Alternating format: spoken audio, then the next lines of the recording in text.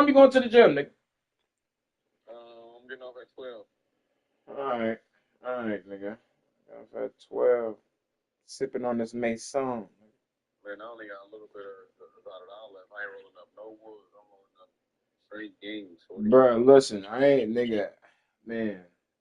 You saying the same thing, bro. I would have copped some more shit today, but shit, something took $20 from me last night. I forgot to lock my card. That shit got me. I'm like, damn, got me. Oh, 20. Shit, it was my bad. Yeah, that. Man, I'm about to get right. I ain't gonna lie, I'm gonna smoke me a little blunt, bro. Huh? I'm about to go home, smoke me a little blunt or 15, nigga. I don't give a fuck. How you tell I ain't got shit? They talking about. He tell I ain't got shit. He said, man, fuck this shit. Man, I'm about to go home, smoke me an L 15. Nigga. You just got there an hour ago. You talking about 15. Yeah, I don't get no fuck with that nigga. Nigga, it's Star Town, nigga. I don't get no fuck about this shit. This nigga ain't playing no games, boy. I'm about to get the sipping on this main song, nigga. It is. It's early as hell, boy. You don't have, bro. That's some boy. Sit your ass down. I know, right? I was about to chill. I'm like, man, let me get Liddy in my. Your stomach gonna be hurt. I know, boy, but I'll be all right. Man, ain't nobody eat a burger too after this shit too. No, Nah, be fuck. this nigga supposed to talk about eating lemons tonight. He drinking Mason. Yeah, once I get that lemon, I'll be all right. But shit, hopefully I get me an orange later. That nigga on hot plate that a bear going dumb. That nigga 545 talking about some Mason. Mason, nigga. Word up. Bro, I was in, bro, we going live with Prince, bro. Yeah, that ass, bro. I can't wait, bro. I already did a couple workouts this morning already. I'm getting in the zone. Getting in the zone. I can't wait to get in there. We go stupid, bro. All right, Brody.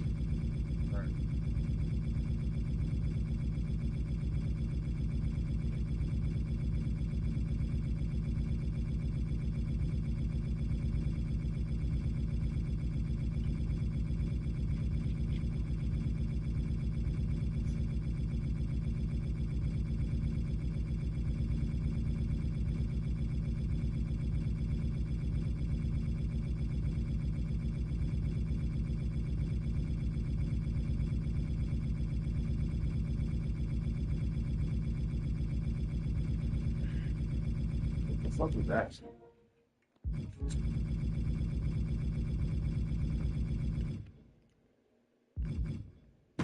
All right, let's start off with this ladder match.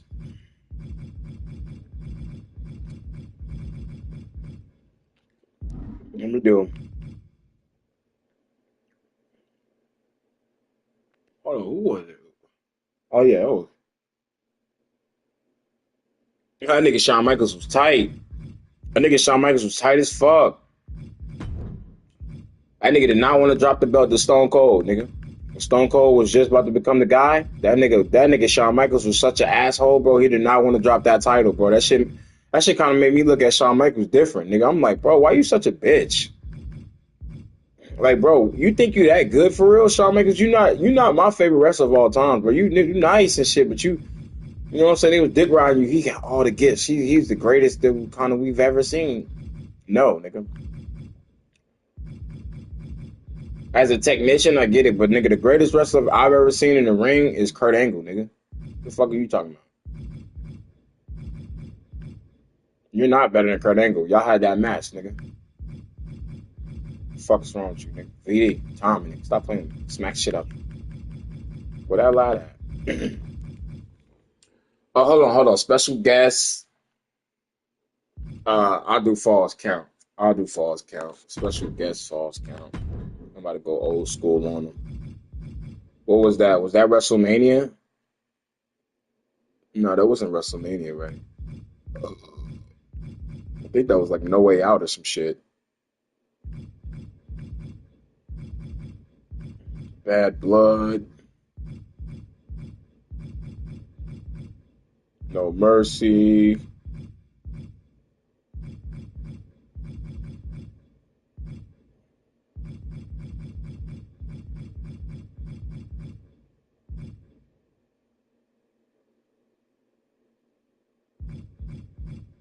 Survivor Series to be determined. Nitro, Havoc, the Tribal Hall of Acknowledgement. Ooh, I want that.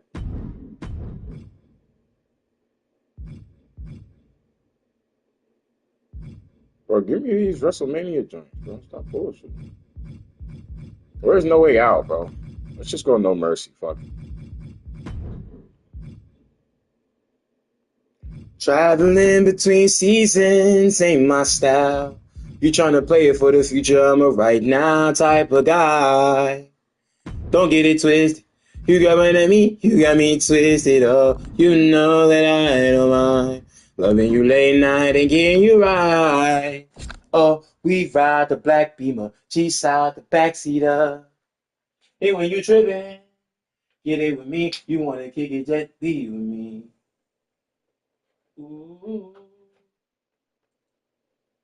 When I'm not in the city, when I'm not around, when I'm putting it down. It's not so pessimistic. Fuck all that action, trying to see it, trying to get it, gotta go, go, go. And if you want it, baby, go down, let me know. I don't wanna see you go, no, no. Young Jack, baby, go down, and I'ma show you, baby. I mean, slow. Who do you sleep with when I'm not flying in? Who do you creep with? Or who do you leave on the phone? Keep on your texting, then your tone, and you know I know. Side shot, the way it goes down. Damn. I could have hit better notes than that shit. I got something in my throat, man. I had to clear that bitch out, Paul. Traveling between seasons ain't my style. You try to play it for the future, I'm a right now type of guy. Don't get it twisted. You know what I mean? You got me twisted. Oh, you know that I don't mind. Loving you late night and getting you high. But oh, we ride the black Beamer, G-side the backseater. And when you tripping, kick it with me. You wanna kick it, just be with me. Well, where's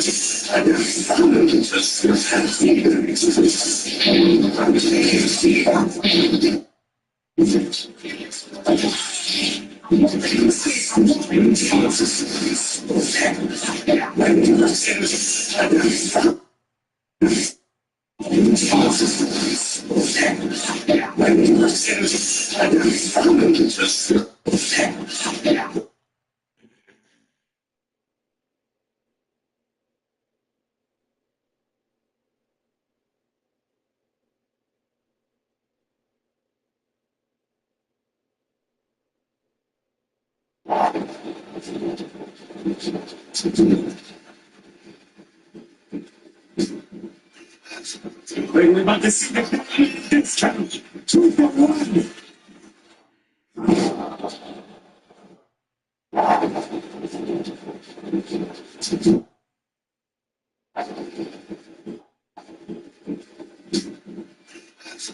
We're about to see the discount 2-for-1.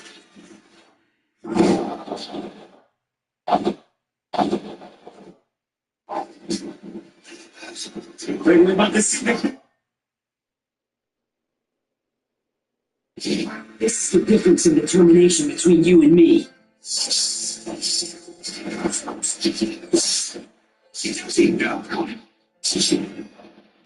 has been decided. This is the power of Uchiha. So, considering you were up against me, well, you didn't do badly.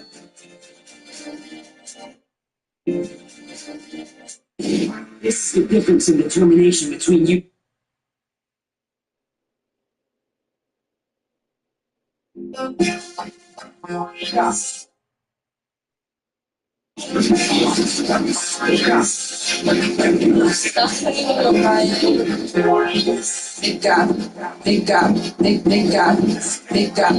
SpongeBob, they got pants on care. SpongeBob, they got pants on care.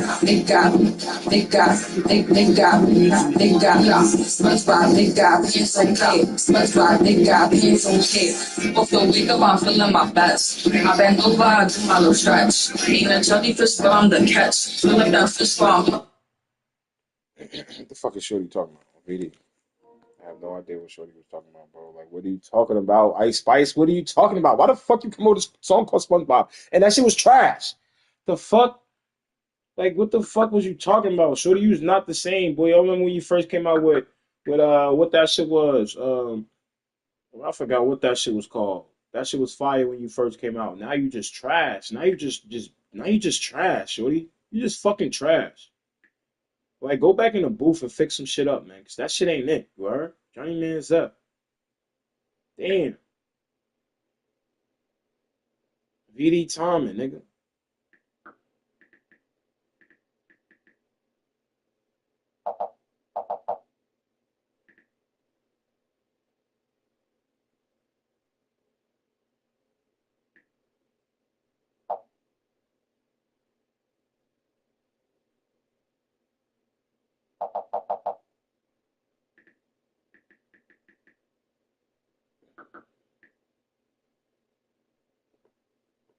Mm-mm-mm.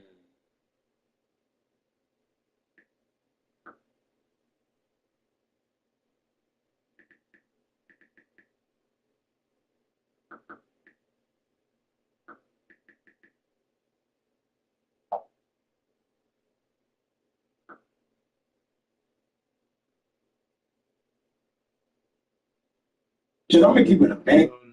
We ride the black beamer, G side, the backseat of the tag teamer.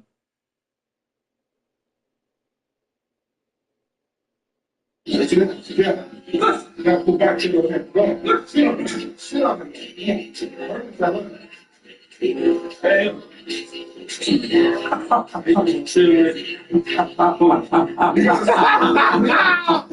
Blueface, funny as shit.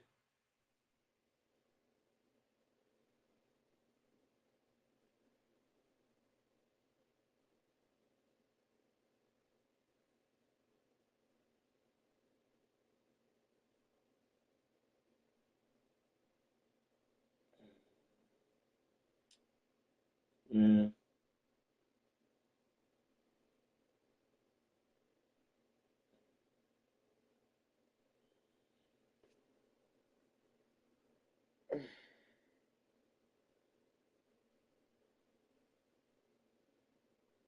What else, man? We got some. I don't want to hear that shit, man. You niggas talking about an old ass game, nigga. That game is it's already done, nigga.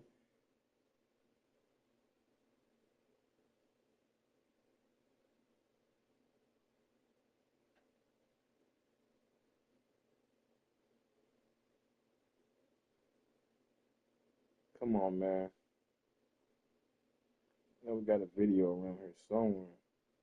Stack wanted them to be.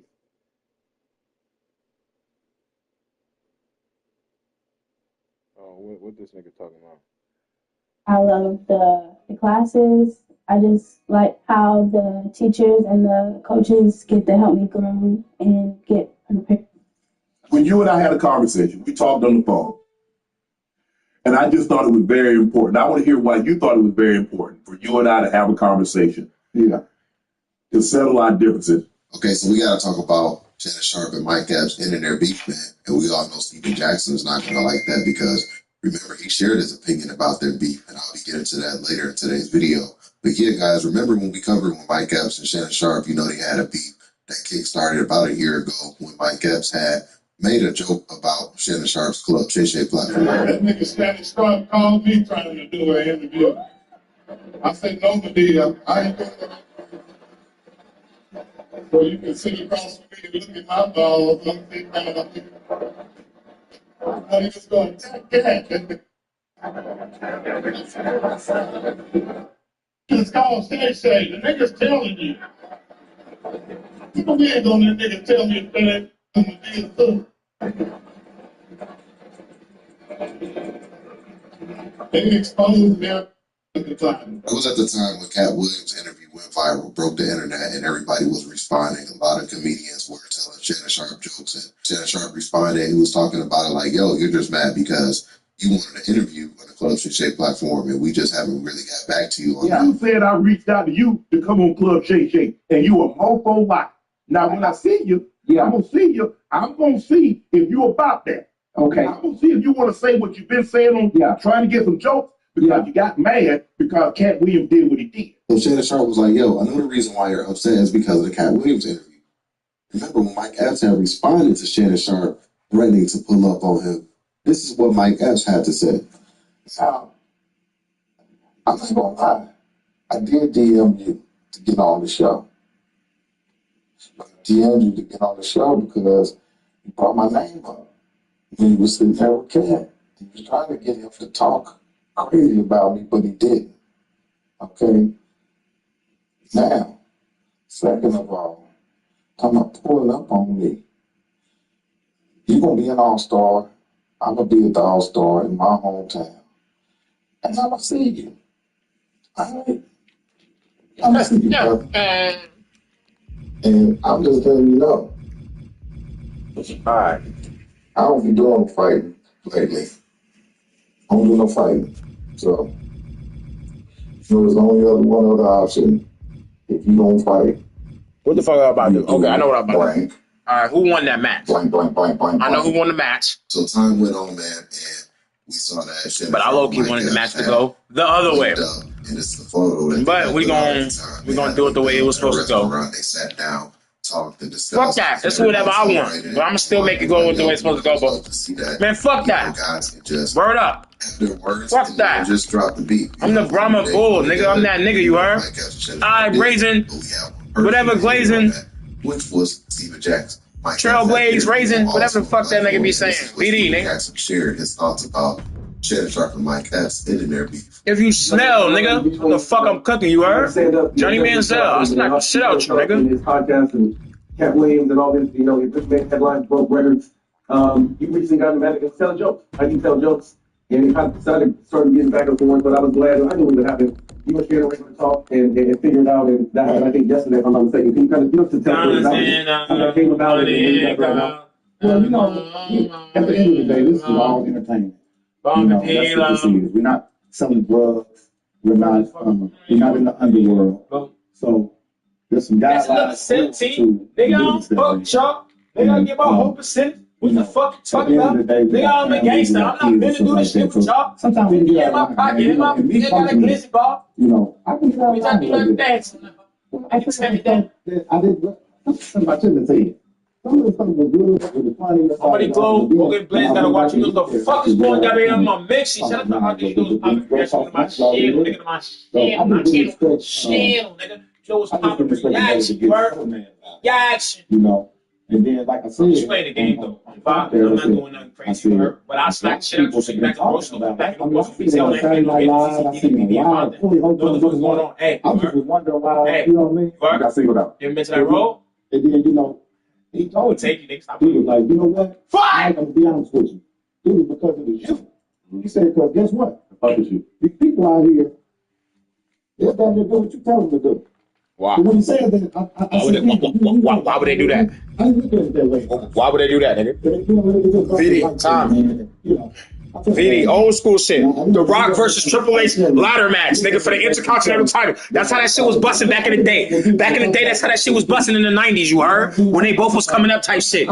Let's get in tune. Triple H, you had one, nigga, because you was crying and shit in the back, nigga. You was hating. You and Shawn Michaels was hating on The Rock, nigga. Getting busy. Oh, why this nigga getting all this shine? Why is he getting pushed? Why is he winning so much? Nigga, because the crowd love him, nigga.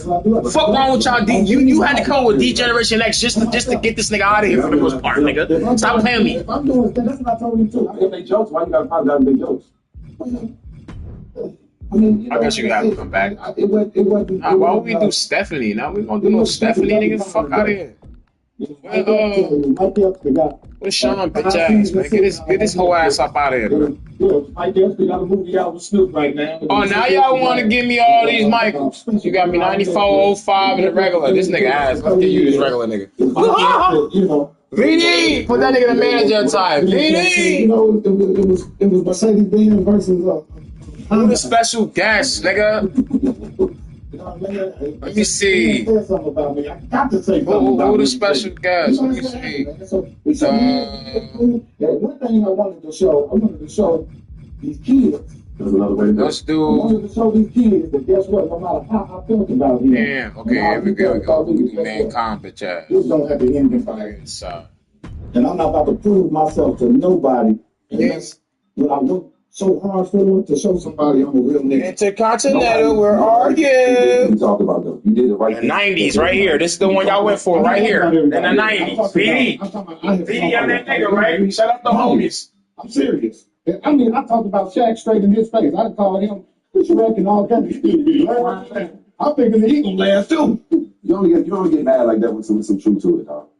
That's the top. Speaking of, like you guys got talking. You've been told that what you're feeling is just aging, that it's normal, that if you're still having a period, your hormones must be fine, that you need to wait until your cycle disappears for a full year before anyone will even look at your hormones. That is a myth. You can be having regular periods and still have hormone levels in the gutter. You can be exhausted, anxious, and not sleeping, and still be told that everything looks normal, or have dryness, hair loss, brain fog, and be told that it's just a part of aging. Bloated, gaining weight with a low libido, and being told that you just need to restrict your diet. That gaslighting stops now, because there is another way, a better way. And it starts with finally treating women's hormones with the respect they deserve. Let me ask you this. Why do men get tailored hormone therapy that works, like testosterone injections that bypass the liver and deliver steady results, while women are still being given oral pills that are broken down in the liver and turned into toxic metabolites? Why do we still slap on patches or cream that doesn't absorb or leave marks? Why do women have to piecemeal 5 different products together just to feel half human? Oral progesterone, patches, yeah, some oral pills and shit. Testosterone. If a man went to his doctor feeling depressed, bloated, and foggy-brained, would we tell him to toughen up? Would we tell him that he has to wait until he is no longer making sperm for 1 year before he can have testosterone? Would we tell him that it's just a part of getting older? No. He fixes hormones, and with tailored, effective formulations. The women, we get it wrong. That's why I built the first whole-body, all-in-one hormone therapy designed specifically for women. Tailored for them. A Western is not another outdated patch of pill. It's a break. Don't microdosing women, intentionally keeping hormones levels so low they don't feel peace. Do not false narratives or outdated approaches or misleading information. And I didn't just say That Steven Jackson thing, he made a fool of himself, in my opinion, especially how he was reacting to. We got this shit all wrong. We gotta turn this TV down, all type shit. Everything is just wrong with this bitch. Get this shit down, VD, Tommy, what the fuck? Tired of hearing that boof ass shit. We gonna get up on his ass when we catch him. VD, and I ain't playing no game. On the Avianis, nigga, shout out Mr. Aviani. That's me, you heard? Mr. Manzelis, nigga, shout out Mr. Manzel, nigga, I'm in my mix. You heard? VD.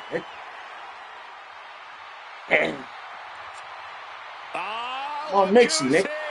The People's Champion. The Brahma Bulls ready to land a smackdown. First, accompanied by Roman Reigns from Miami, Florida, weighing in at 275 pounds. The Rock. The WWE Universe is on their feet for the most most electrifying man in sports entertainment. Throughout his career, the Brahma Yo, the Lakers play tonight, bro. I need a win, bro. and we can see the great one is You know, the Lakers play tonight, bro. Yeah. Unbeatable. Internet likes jumping on certain things, and they want to instantly say who's the snitch or who's not the snitch. And also, you know, at first people were saying that it was OTF Jam. He's a snitch. He's a cooperative, right? And I was saying, what kind of shit? Now, apparently, it looks like it looks like. Let's see. Okay. So it looks like I'm getting more and more of a clear message as I watch this game shot. This game's kind of continuing to trial. Trial is still tentatively scheduled for January. I think it'll be pushed back again. If you know, I think it's going to be. Damn, then we play the Kings, bro. I don't want to play the Kings. Bro, let's play somebody good, bro. What the fuck? It's January. I think it might be. We got a back-to-back against the Kings and the Hawks. Ooh. If you ask those me. are whack-ass teams, bro. The reason why I'm recording this is that there was a joint motion put forward to the court. And this was a joint motion with not only defendant Dirk Banks, which is obviously Lil Durk, but it had Didi, which is DeAndre Dontre Wilson, David Bryan Lindsay, not to show his names, Ossie Houston, and their respective counsels filed what's called a motion to disqualify and dismiss the indictment. So they're still fighting the validity of the indictment. They're still fighting how the indictment was even presented to the grand jury and how the evidence process actually came about to get this indictment. And they believe that this should be disqualified. Now, number one, this is a long shot. I don't think it's a I do think it's a bad. Most people think the boys, it's just a violent crowd, superhero. But I'm not the black shot value in Dark 3. It's nobody possesses a higher it's finally exposing how powerful it was. And why the people that to scare us the most. A show where the main antagonist is a power-hungry superhero who is modeled after a world leader. The boys takes place in a world where celebrities are untouchable, power is protected, and the people to save us are the most dangerous ones alive. And the scary part is, it's not as fictional as we think. Hey you guys, I hope all is well. Welcome back to The Truth Is, where I drop new videos exposing the truth naked. In today's episode, we'll be talking about the TV show The Boys. Let's get right into it. I fucked with that show when I first started watching it like a year ago. Yeah, I just stopped watching that shit. A show that tackles the idea of superheroes who are as popular as celebrities, as influential as politicians, and as revealed as gods. But instead of saving people like traditional ways, they use used their massive power rather than using for good. Known for satirical dark comedy storytelling and over-the-top scenes, The Boys has become massively popular, leading to 4 seasons with a 5th one on the way. While at first glance, the show comes off as simply a hardcore parody making fun of superheroes, but when you look deeper past all the many sites and edgy jokes, you quickly start to notice that this dark edgy comedy is actually full of deep social and political commentary. As ridiculous as the show is at times, it is actually hiding the truth in plain sight. In today's episode, I will get to the deeper side of The Boys. Chances are, after seeing this, you will stop watching the show as a superhero show and start watching it as a commentary on our society. Luxury vinyl flooring has never been more affordable with Refloor. Bro, why you come up there with that weak ass fucking, why you do that, bro? Our certified installers even move your furniture for you, making sure the job gets done right. Now, before we get into the deeper side of the show, let me give you guys a quick synopsis for those who are unfamiliar with the show. I want to warn you guys, there will be spoilers ahead. The show follows the story of The Boys, a group hell-bent on destroying superheroes, specifically the superhero group, The Seven, and the company behind them called Bob. The reason they want to destroy all superheroes is that all the members of The Boys have been hurt by The Seven and Bob in some really messed up ways. Butcher, the leader of the group, hates The Seven because Homelander, the leader of The Seven, got away with his wife and got her pregnant. He, another member of The Boys, saw his girlfriend get killed with his gun by a so-called A-train. He assists him after the super speed while high. And then, another Joe's member, his entire family killed by a suit named Soldier Boy. In the show, superheroes are moved by the company Law, a powerful company with infinite power and money. The bigger victim superhero is truly instructive. One coaches families who just had a baby and offers them a opportunity. If you can call it that. They offer these parents the chance to turn their legacy into a powerful superhero, giving them the choice of what they agree on number 7. If the parents agree, then God takes their child and injects them with a substance they call beats, which is what turns people into superheroes. God realized that injecting adults with beats often resulted in a outcome. But if they gave beats to children, their bodies accepted it better, leading to some children successfully becoming soups. At the beginning of the show, this is unknown to the public, but thanks to the boys, it eventually gets exposed. Now, while superheroes are traditionally seen as good across all media, in the boys, that's not the case at all. As the superheroes are closer to ego-driven psychopath celebrities who do everything and anything to uphold their public image. The so-called heroes don't actually save people. For the most part, they just pretend to for the public. Most of the time, they end up killing a bunch of innocent civilians and doing other much more disturbing things. The main antagonist in the show is a superhero named Homeland. Hero of the Seven is supposed to be a parody of Superman. He is considered the strongest suit of all and is feared by everyone. The only problem is, nothing short of a full-on psychopath. He is known for destroying anyone who doesn't agree with him or questions his authority. Whenever he does attempt to save people, he usually does not act. For example, there's a scene where a plane is hijacked by a terrorist group. Homelander flies up to the plane with another suit called Plane A. When he gets inside the plane, he enters the cockpit and instantly takes out the terrorists with his laser blast. But at the same time, he destroys the plane's controls. Because of this, the plane can be piloted and it starts to fall rapidly. When Homelander realizes what he did, he decides he's going to leave the plane and not save any of the passengers. When they beg them to at least save a little What's the play here? He's not going to say if they return, they left the rest of the passengers to die. Care to the back so anything's possible here. The game in bad shape right now. So Homelander flies off the plane and leaves all the passengers falling to their demise. After the crash, Homelander goes on the news telling the reporters that he wasn't able to get to the plane in time, and by the time he got there, it had already crashed.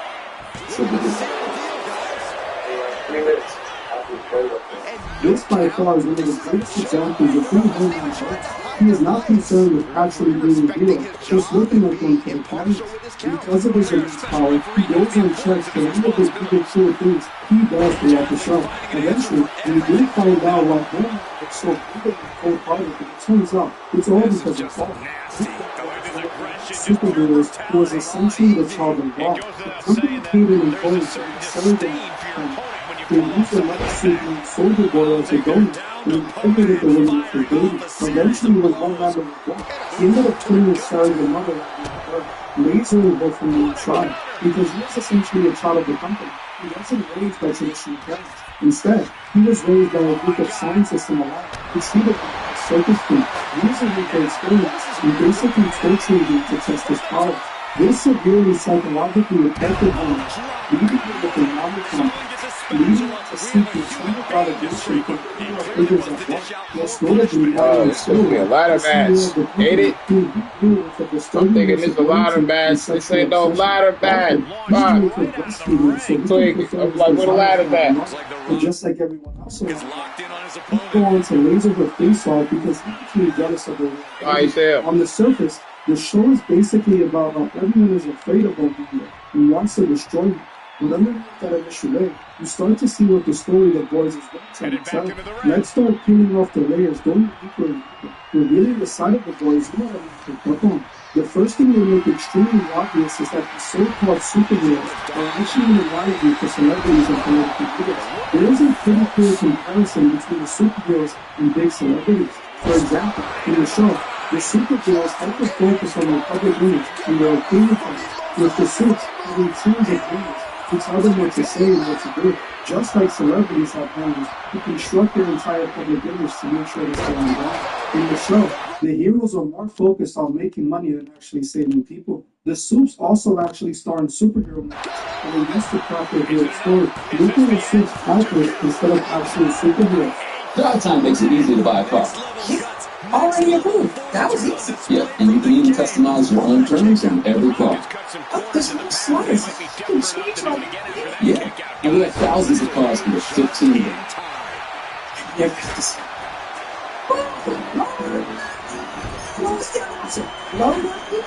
This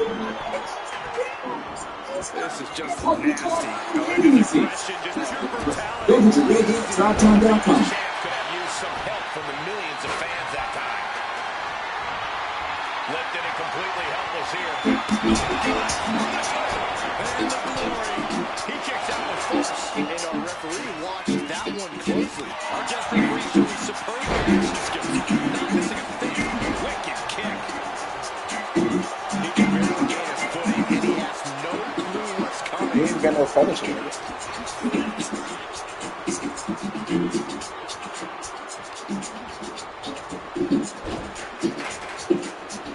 Not pretty.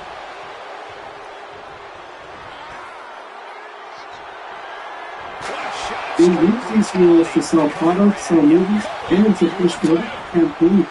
The boys also tries to show the undesirable side of celebrity. So in front of the cameras, they have a well-calculated image, but when the cameras are off, they become the monsters they truly are.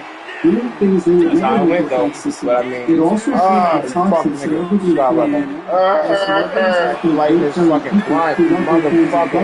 Damn you. They treat their fans like peasants who lose to fear their lives.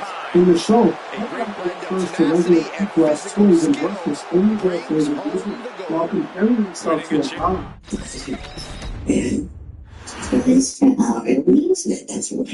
Another interesting thing they show is how these celebrities are actually created by corporations and are not organically made. In the show, the soups are made in the lab.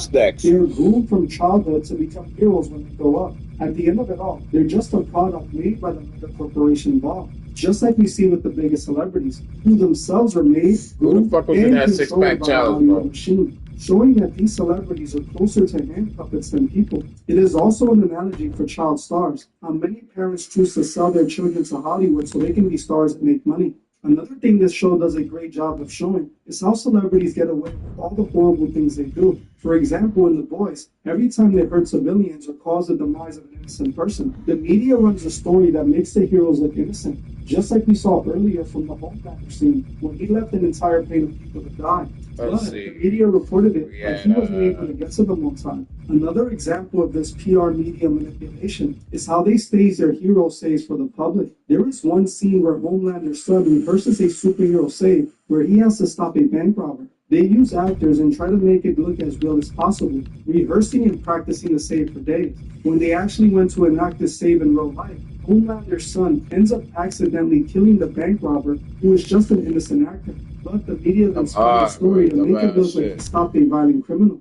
This is a great reference to how celebrities use the media and PR companies to cover up all their wrongdoings, all in order to protect their public image and persona, so they can keep selling lies to the public. The next thing I want to talk about is how they make a reference to celebrities using religion to manipulate the masses and to trick them into blindly following them. In the show, many of the heroes, especially Homelander, presents themselves as Christians and use religion to push their agendas. Even though Homelander believes he's a god and does the most heinous things imaginable, he is seen constantly using religion to win over people and to manipulate and mobilize fans. I baptize you in the name of the Father, the Son, and of the Holy Spirit. There is one soup named Ezekiel who is a religious leader and televangelist who serves as the public face for Capes for Christ and the Believe Expo. While in public, he pretends to be a Christian and uses religion to make money. But behind the scenes, he is one of the most immoral characters of them all. There's even a scene where he is shown in a private superhero nightclub getting frisky with 3 guys at the same time. Ezekiel uses religion as a mask to hide his dark side and to sell his public image. Just like we can see from many of the biggest politicians and celebrities who use religion to gain fans and supporters, or even to get elected. A good example of this would be Kanye West and his entire Christian era, dropping so-called Christian music and even hosting church service events. Kanye managed to gain new fans because he presented himself as a Christian, only to later backtrack on everything he said and start calling himself a god again, and even announce he was making his own adult website. Celebrities, just like the Soups and the Boys, often use religion as a marketing ploy just to capture a bigger audience who are religious, when in reality, these celebrities are usually moralist individuals whose true god is money. Now let's move on to some even deeper points the show makes. One of the things I noticed over time while watching the show is that while Homelander is supposed to be a parody of Superman, they also seem to make parallels between him and Donald Trump. I thought to myself, maybe I was just overthinking it. But by the third season, they made it quite obvious that Homelander is definitely a satirical representation. Let's go. Before you say I'm making things up or I'm just putting it Trump, this was actually confirmed by the creator of the show himself.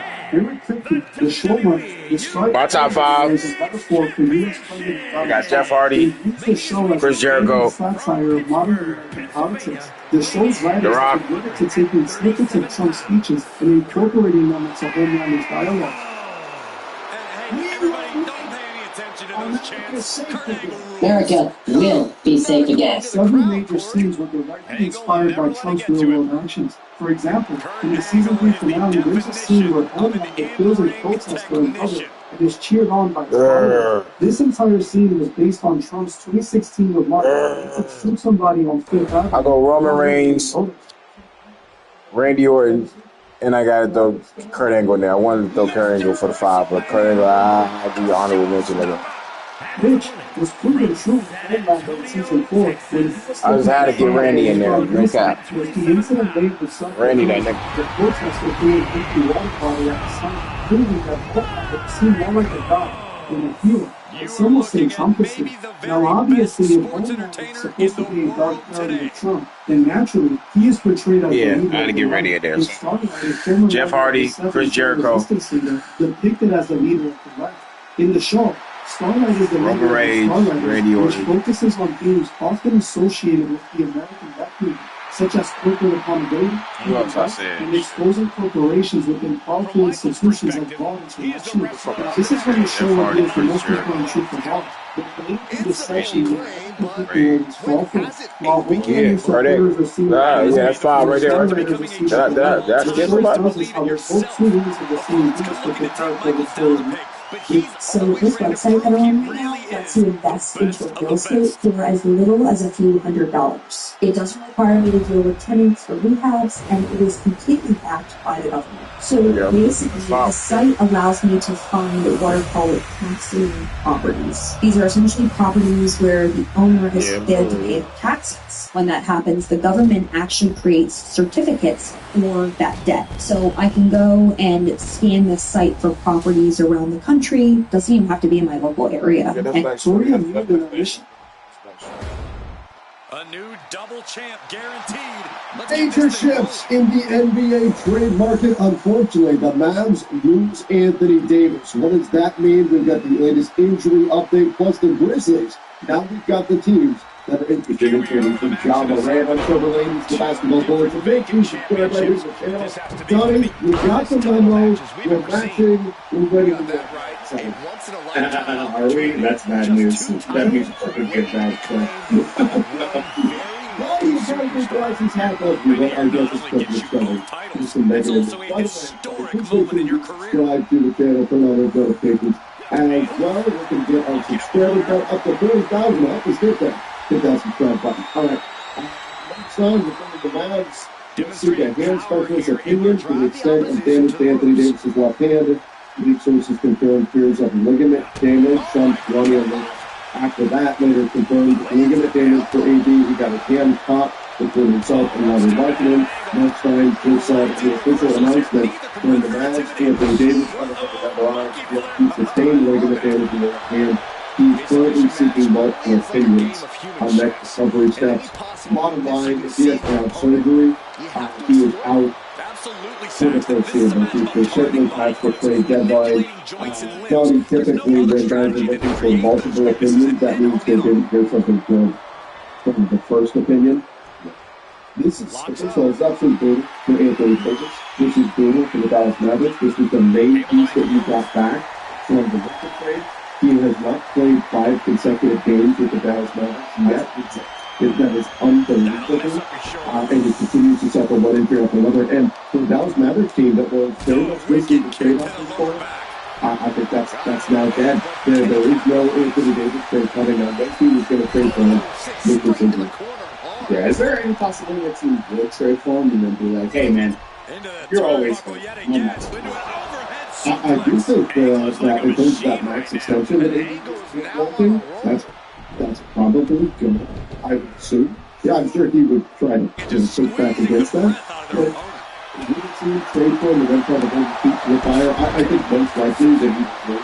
if he wasn't getting the big, he would just play out next year and try to show that he's back and healthy and then do something. But in my opinion, the team is looking to win by home. It didn't matter how low is their offer. You'd be like, okay, we'll take that 8 piece we got back from Luka and give you a hand them over for one big, actually, young package, one big expiring and a non-expiring, just kind of okay player. I just don't see the match saying that it's worth it.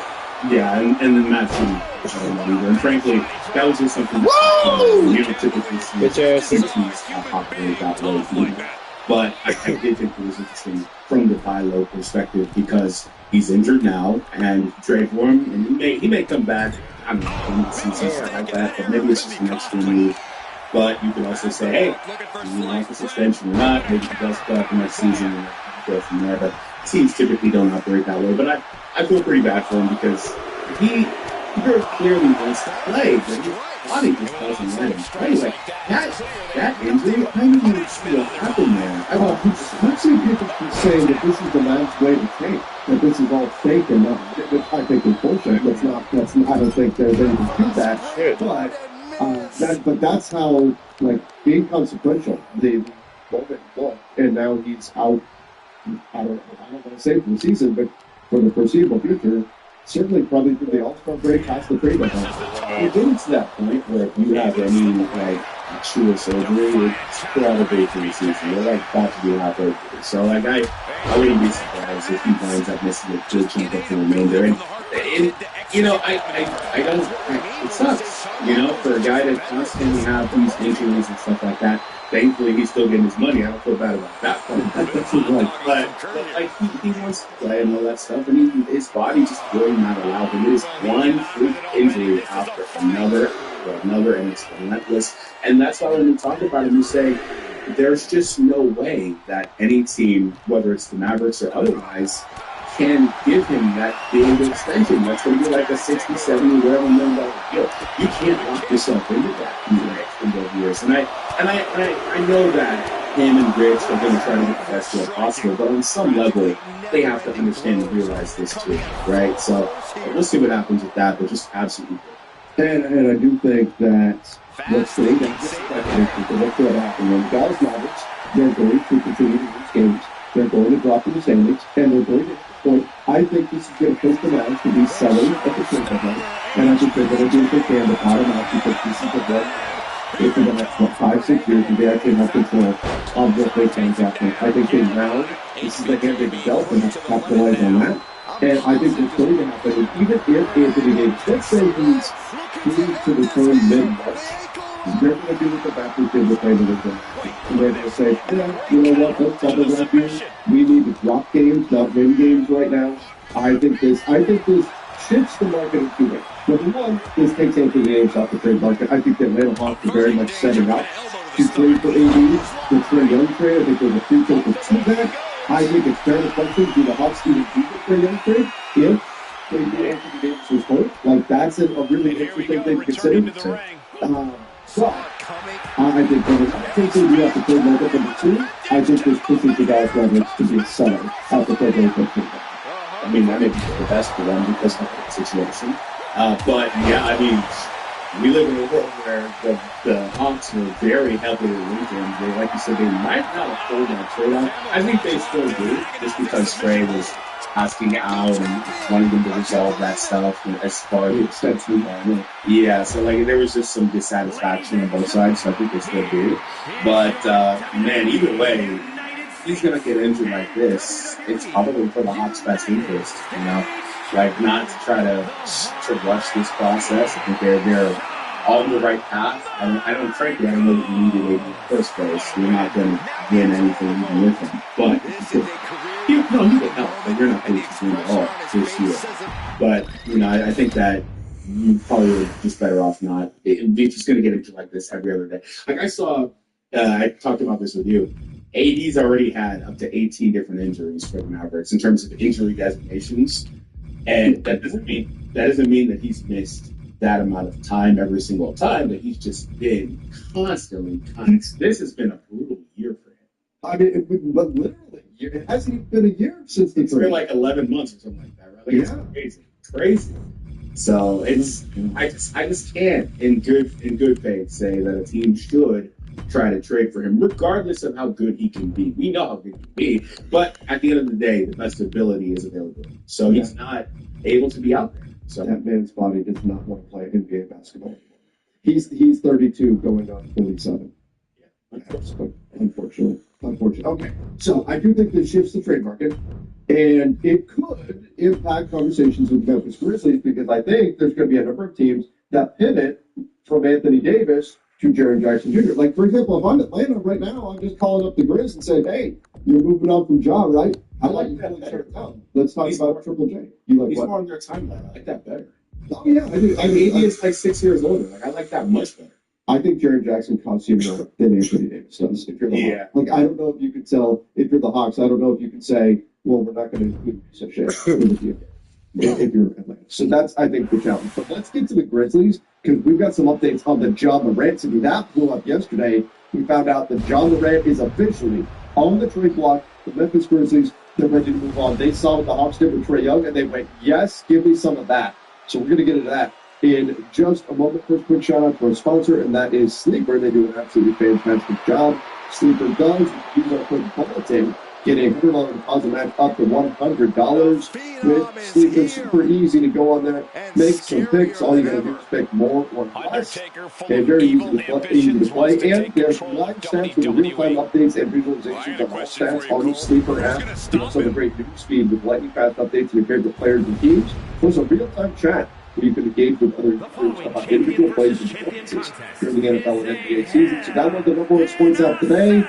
Experience it for yourself. The link is in the description down below. Go check out Sleeper. All right, Donnie, let's talk about this Ja Morant situation in Memphis. This is Jake Fisher. We talked about it a little bit that the Grizzlies, they reportedly want young players and draft picks for Ja Morant. You don't say. I would like the salary of an NBA player. That doesn't mean I'm going to get it. The Grizzlies, they want draft picks and young players. However, according to Jake Fisher, the Grizzlies understand they're not going to get anything close to what they got from Orlando in the Desmond Bain trade, which was 4 first-round picks. That is especially when we compare what Trae Young just got. 4 first-round picks plus a swap in exchange for Dez. That is absolutely insane. But you got to add in, too, though, they took on David Caldwell's contract, which you see as a negative value in that. There's not an obvious landing spot for Ja Morant, but it seems the Grizzlies, they can have high hopes, they can want what they want, but I think there is a realization that they're not going to get anywhere close to what they would have hoped to have gotten from Ja, even as soon as a year or two ago. Yeah, the circumstance is different, but I wonder if the trade may impact this and have potentially set the market for a guy like Ja Morant already. That would be something that they may be battling against because teams would be like, hey, look, Trae Young just got moved and he got XYZ. So, you're not going to get all these other things. Again, the situation's a little bit different. But yeah, that's the main reason why it's different. But ultimately, they have a lot of the same concerns out there, and I think that's where teams that are trading for these guys are trying to point it to. Yeah, Ja Morant is under contract for 2 more years at 42 and 44, and it's $45 million. So that's the big difference. Trae Young, in theory, I think that they will probably want to pick up his player after the next year. If not, we'll come to the start to the Wizards. I'm sure they've had that worked out ahead of time, whichever path they're going to go. Whether it picks up the player option or it's a new deal, probably below max deal for Trae Young. Ja, you don't have the work that he can walk away from that. Because let's face it, Trae can say, I'm declining my player option this summer, and I'm signing with the Miami. Trae can do that. Ja can't. A team trading for Ja gets the certainty that regardless of the conversations we had or whatever, just have him under contract, it's done. Whereas Washington has to consider that Trae could walk away and leave them with nothing, and that's part of why they were okay with giving up.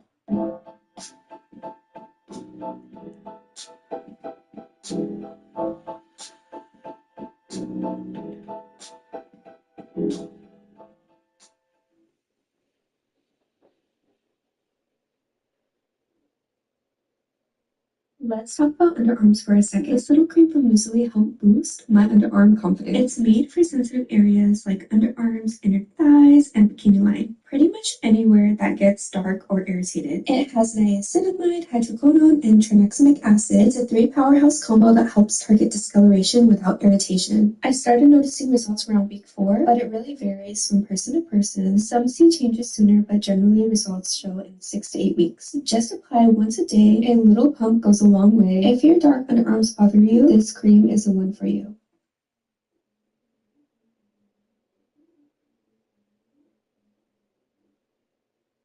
I don't want to say nothing out of respect to those players, but really not a lot. We talk about an expiring in C.J. McCollum as well as Corey Kispert. But Ja is under contract. But let me ask you this, Donnie: Would you rather pay Ja Morant $42 million and $45 million, or have Trae Young heading into the unknown with no contract past this summer if he wants that?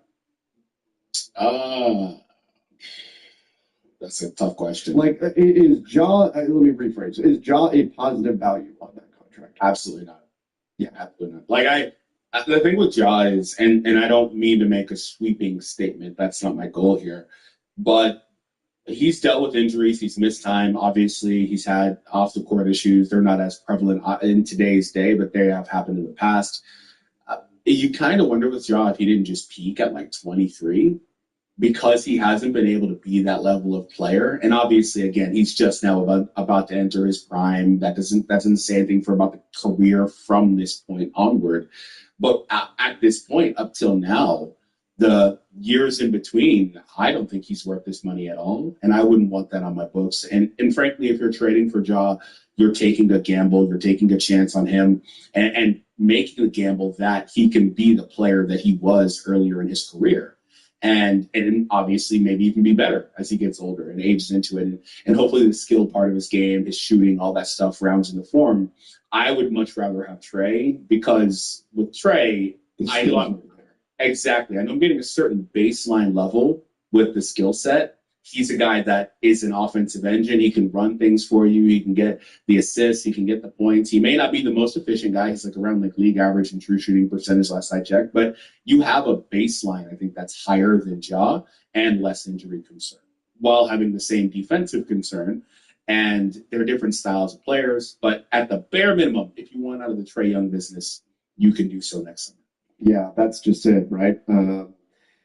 You get more flexibility there. So I questioned, like, does Ja even get what the Trae Young trade got? Like, because of that, like, he's a negative value. I think you have to find a team that really talks themselves into it. We're going to get into the teams in just a second, but according to Jake Fisher, Memphis wants its rebuild to be around Jaren Jackson Jr. Obviously, Cedric Howard has been excellent as well, but teams are going to still call on Jaren Jackson now to test the Grizzlies and see if they want to actually, do a full teardown.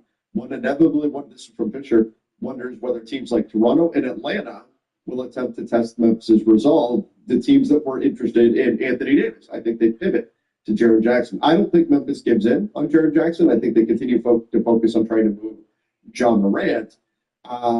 Minnesota gets mentioned as a suitor, according to Jake Fisher, along with Miami and Sacramento as Morant suitors. However, Jake Fisher reporting that Minnesota is looking for mid-tier salary options. The Wolves are not expected to join the John Morant chase.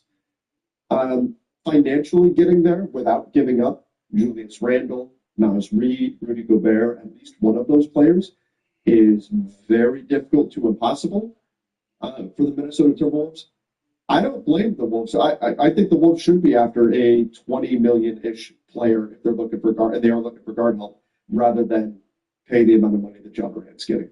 Yeah, that's the right decision. They were the most expensive team in the NBA last year, I believe, and that's not going to get easier or better to deal with if you add another big salary in. But secondly, you don't want to break up that core, because it's like you were saying, it's going to require you to give up one of your big salaries to get a guy like him back. And mostly what they want to do, I think they've been linked to a lot of these all-star guards, mostly because they've been out there. because that's just how this season has played out. We've heard a lot of rumors about Trey up until he got traded. LaMelo has kind of floated into the background, but we heard some stuff about him early in the season and so on. But I think most of what they're just trying to do here is just upgrade that Conley spot. And I don't think you need to target a big salary to do that. I think there's a number of guys you could get that could be a mid-tier, 15 to 20 million-ish guy that you could put together something around. Or maybe a mid-level size guy, 13, 14. You could put something around and just get an upgrade there for your roster. You know what I love from it is sort of like Mike Conley and Rob Dillingham reportedly available now on the market. They're ready to move on from him. You know what to me makes some sense? Mike Conley and Rob Dillingham for Dennis Schroeder. Yeah, you could get something like that. He'd actually fit pretty well. I think. Like that, and that's the type I think of player they should be looking for. That type of guy, especially if we're going to talk about Sacramento Kings in just a second. If they're triggering like this full rebuild here in Sacramento, get a young player, an expiring contract, and then off you go. But that type of play doesn't have to be Schroeder specifically. That's just one that popped to mind. But that would be, I think, a more feasible target and one that doesn't. You're truly adding to the team there. You're not taking away, Gobert, Randall, Nas, Jaden McDaniels, who's untouchable. You're not taking away one of your core pieces. You're just adding a guard by removing a couple players that, frankly, aren't making a huge impact this season anyway. So I think something like that makes a lot more sense. Yeah, I agree with you. A guy that came to mind for me, he's not playing, but whenever I think of this style of player, he comes to mind, and that's Brogdon. He would have been a nice addition, or a guy like him. But again, he's not. But yeah, somebody that's pretty steady, can shoot the ball, defend a bit, got decent size. Like that's the type of player that I think most teams would want. And the Wolves, I think, are no different. So, all right, now Sacramento, sigh of relief. The Kings are not expected to pursue John Morant. That was my fear. I mentioned it on X. My fear was that Sacramento would not be able to resist. They would go full Kings, and they would go trade for John. I had people responding to me on X saying, why are you afraid of the Kings? No. Not afraid of the Kings with John Morant. Afraid for the Kings. Should they make a trade to go get John? Because that's the type of thing the prior Kings regime would do, and it would not move them in a positive direction. So good to hear that John does not fit the organizational pillars of discipline, accountability, and professionalism that the Kings are known to be targeting. And they would still like to, make some moves here. I know that sounds like a terrible shot at John Morant. It's a crazy indictment on him. What is that? That's an escape. I mean, let's be honest. Like John, are those words that you would use to describe John Morant? I mean, I guess it's just I wouldn't quote them like that. Like it's one thing, like he's quoted them like he's heard them directly from them. That's one thing to say. But like if it's the writer, that's different, right? Like that's insane. But I don't disagree. But it's also funny coming from Sacramento. But in all seriousness, they're trying to build a culture, and I can listen. And they're reluctant to take back any long-term salary. So that would, John Morant long-term salary. The latter is a major roadblock in discussions regarding Toronto's oft-discussed interest in Domantas Sabonis. And all of the above would seem to limit the likelihood of the Kings as a Morant landing spot. So in other words, the Raptors, with Anthony Davis now not available or not the target, could flip to not just Jaren Jackson Jr., but it could be Domantas Sabonis. And the problem is the Kings don't want to take back any salary. And so for any Raptors deal, you'd have to include salary. So that could matter as well. The Kings, I think, are poised to tear this whole thing down, to burn it to the ground if they possibly can, and really tank here, which is, I think, the exact right spot to be in. I think they're going to have challenges moving DeMar DeRozan. They're going to have challenges moving Levine, Sabonis as well. But they do have pieces they can move. What you don't want to see them do, though, is go and add a John Morant and say, let's just keep kicking the can down the road and see if John Morant can get us to the 11th seed or something like that. They need to do this the right way, and I think going after John Morant would not be the right way. So, sigh of relief coming from somebody who would like to see the Kings get things on track. I was thinking about it. I wouldn't necessarily mind them going for him if they're able to get rid of the other big deals, because they could be in a situation where maybe they just stole a guy while his value was low. If he is able to rehab his value or return to the player he was. And then at the worst, they could be in a Brooklyn style situation where they've rehabbed his value and then say, hey, he's now for sale. No.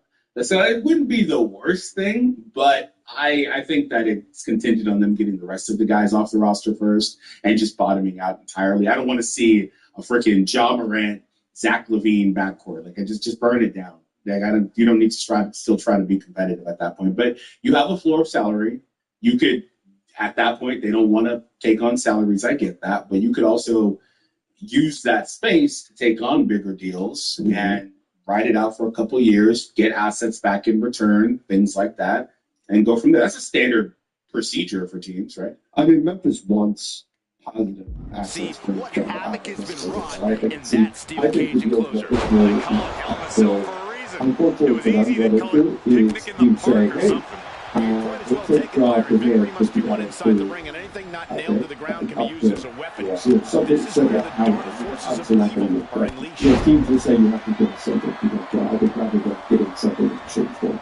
That's fair. I didn't consider it from that perspective. We were talking about Zach. I was listening about them. For sure. Who says no? Zach LaVine up front. Who says no? Zach LaVine straight up from Delaware. Who says no? Oh, God. What's LaVine's contract? I think it's the Kings say no just because Zach LaVine's contract expired sooner than Delaware. That's it. That's the only reason why. Yeah. The Kings say no. Got out of the way that time. Not fully are these the team that this maybe could wind up being a Denver getting the contract. The Kings getting part of the deal that would involve the Raptors. But this is what we just told. And then they quickly will drop the footage and not those that the Kings are not interested in taking back. Toronto, that's a team that went after Trae Young. Now, they this year, what they offered last year at the trade deadline was man early attempts rarely pay off, but they do wear down your opponent. He quickly gets out of trouble. Yes. Any expectations for what strategies we might see inside the cell? I bet it's a survivalist mentality. Trying to be cautious of the attacking risk of injury. I think it's more likely we see the opposite. The cell's a place for letting your most primal instincts run wild. It's time to go all it's one time. I can understand maybe blocking at that if you feel like that's a big overpay. And we talk all the time, so I don't want to be critical. We talk all the time about how those types of salaries are just very hard to get. Out of the ring to the confines of the chain. That's the thought process. My thought process was the instant reaction was, I think he fits very nicely over in Atlanta, and he could be their point guard of the future. And so timeline with a lot of their guys like that, and that's where I would put that in when I look at Trey. I think Trey would fit decently well in Toronto as well. So I thought that was a good situation to be in, but again, it's so much more potential and fit and things like that. The contrast, it feels like nowadays, so much of what we see comes down to and it's not even about anything but the window. As much as from a fan perspective, we think, is this player better than this player? This trade, we focus mostly on the offense. But you're right, a lot of this is actually good. Like, is Anthony Davis, if you want Dallas, but you want to go someplace like the trade. Once 86 is a trade in, but it's still there. So he was hurt when they didn't give him a contract extension. So they said, well, hey, if that's what's called Brandon Ingram, I don't like the way they lie.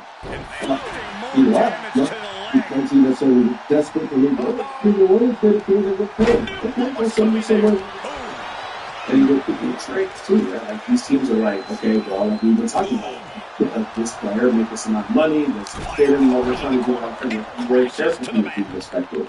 It just seems like that's where most of these are driven. See, it always matters. It seems like now it's if a player is under a long-term contract and receives a positive value, the player offers more for the contract to get. The player has the value and keeps happy to take on the long-term contract. If the player is and the player has long-term money, he's dead. I think I might value future flexibility more. Simply as negative value, if the players provided less production than what their contract would suggest, that players do not want that. And that's the problem with John Moran, right? That's the challenge. You have to balance the on-court and the books. And the books are, I think, mattering more and more, especially as the now than ever. But so Toronto could end up being the landing spot for John Morant. So if you don't go to Sabonis, you did wind up getting Trey Young. I don't blame the Hawks for not doing anything for quickly because they're prioritizing flexibility. Draft capital can get a lot of things. Maybe they're not talking about the seconds. For some If there's another protected first, maybe let's put the conversation. But there's good cause for Raptors to pivot to John Morant. So that you like Trey is one, you like Josh. Seems like this match is becoming something of an uphill battle for him.